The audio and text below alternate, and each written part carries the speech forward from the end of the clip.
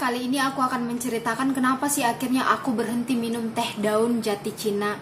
Sebelumnya aku sudah pernah upload video tips diet sehat herbal alami teh daun jati Cina. Thumbnailnya seperti ini. Aku upload itu sudah dari tahun lalu, sejak konsumsi aku sekitar sudah setahun.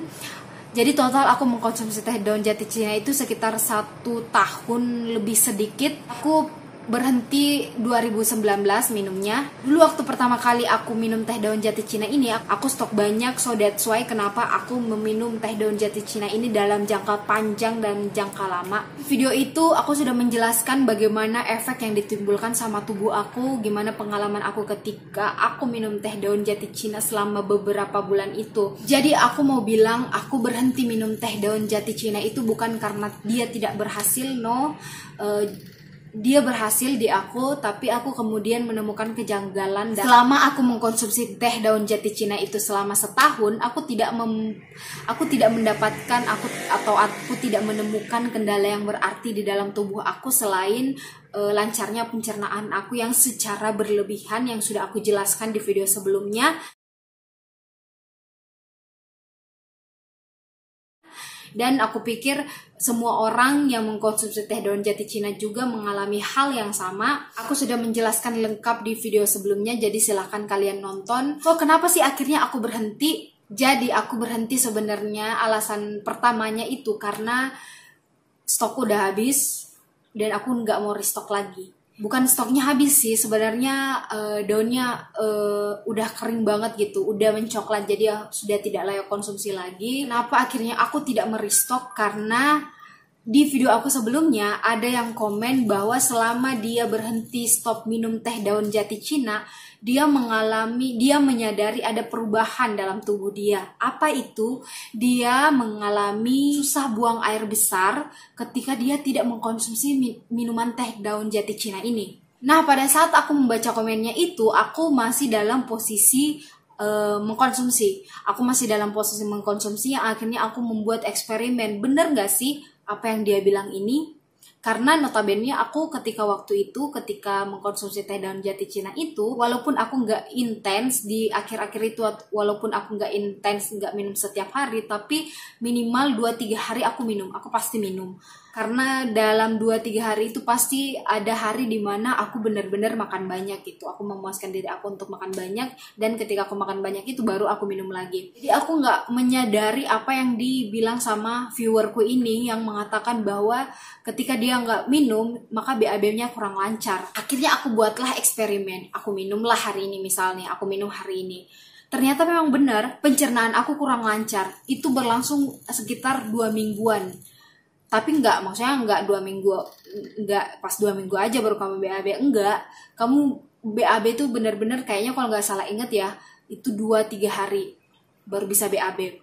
Pokoknya aku di situ baru menyadari kalau oh iya, emang ketika kita mengkonsumsi teh daun jati Cina ini dan ketika kita memutuskan berhenti, dia akan turut memberhentikan sistem pencernaan kita kayak gitu. Dia akan turut menahan kita untuk BAB gitu. Kemudian setelah aku menyadari, aku membiarkan tidak mengkonsumsi itu selama 2 minggu. Setelah 2 minggu aku konsumsi lagi. Aku coba eksperimen konsumsi lagi selama seminggu, dan setelah aku konsumsi selama seminggu itu aku berhenti lagi untuk mengadakan eksperimen lagi. Apa benar ya kemudian menghambat pencernaan aku? Dan jawabannya benar, kawan-kawan. Jawabannya benar. Mengkonsumsi teh daun jati Cina ini bisa menimbulkan efek di mana ketika kita berhenti, saluran pencernaan kita akan sulit gitu. Akan jarang, BAB-nya akan dijadikan jarang. Dan itu akan berlangsung 2 minggu. Sekitar 2 minggu sih kalau aku nggak salah, udah lama banget soalnya, sekitar 2 minggu. Cara aku mengembalikan metabolisme tubuh aku adalah dengan sering-sering makan buah, sering-sering makan sayur, sering-sering memakan makanan yang berserat tinggi dan berkarbohidrat rendah. Panik sih enggak panik. Aku pikir ini adalah resiko ketika kita memaksa tubuh kita untuk BAB yang berlebihan gitu. Aku pikir kayak gitu ya. Kalau ditanya apakah aku panik banget sih, enggak juga. Terus kemudian, aku menyarankan enggak sih minum teh daun jati Cina ini? Iya dan enggaknya itu tergantung ke kalian. Kalian mau minum silahkan, kalian enggak mau minum juga silahkan. Kalau aku pribadi, aku sudah jelaskan di video sebelumnya bahwa itu berhasil di aku, itu worth it di aku berhasil turun beberapa kilogram karena bantuan itu. Pilihan ada di tangan kalian. Kalau kalian benar-benar tidak yakin, silahkan konsultasi sama dokter langsung. Kalian boleh minum atau enggak, searching di Google, kalian boleh minum apa enggak. Kan teh daun jati Cina ini kan nggak boleh diminum sama ibu hamil ya. Jadi silakan konsultasi aja ke dokter langsung. Kalau di video sebelumnya aku merekomendasikan minum teh daun jati Cina ini, di video ini aku benar-benar menyerahkan keputusan ada di tangan kalian gitu. Aku cuma memberikan review aku yang sebagai pengguna yang telah mengkonsumsi selama 1 tahun.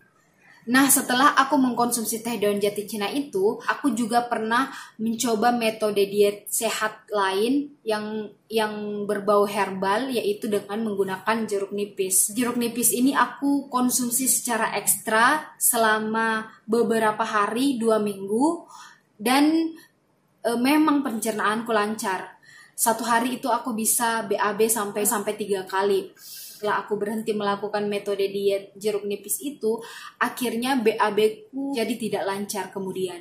Efek yang ditimbulkan sama teh daun jati Cina ini juga berlaku di ketika aku mengkonsumsi diet jeruk nipis. Aku diet jeruk nipis ini, efek yang ditimbulkan enggak separah teh daun jati Cina. Aku nggak salah ingat waktu itu aku sempet ngadat BAB-nya selama 3-4 hari kalau nggak salah. So dengan pengalaman itu akhirnya aku belajar. Kayaknya memang seperti itu cara kinerja tubuh kita ketika kita sudah mengkonsumsi makanan atau minuman yang memaksa kita untuk cepat mengeluarkan kotoran dari tubuh kita, maka akan ada momen di mana dia lelah dan menyesuaikan diri kembali dan beradaptasi untuk kembali ke kebiasaan normal dia yang dimana BAB-nya sekali sehari setiap pagi.